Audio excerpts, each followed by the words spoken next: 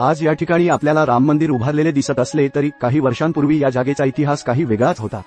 पौराणिक कथा आणि धर्मग्रंथांनुसार रामाच्या पुत्रांपैकी कुशने अयोध्येचे पुनर्निर्माण केले आणि त्यांनी राम जन्मभूमीवर पहिले राम मंदिर बांधले असे सांगितले जाते। पण 16व्या शतकात मुघल बादशाह बाबरने राम मंदिराला तोडून त्यांच्या सुभेदाराने बाबरी मस्जिद बांधली। 1853 दशसहस्रांशपासून हिंदू आणि मुस्लिमांमध्ये राम जन्मभूमीवर विवाद आणि दंगे सुरू झाले।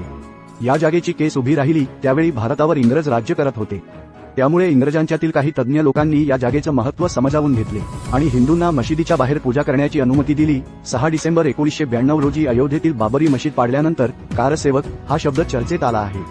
कारसेवक या शब्दातील कारचा आपण समजतो त्या कार वाहनाशी अजिबात संबंध नाही। मुळात कारसेवक हा संस्कृत शब्द आहे। यामध्ये कार म्हणजे कर आणि सेवक म्हणजे सेवा देणारा।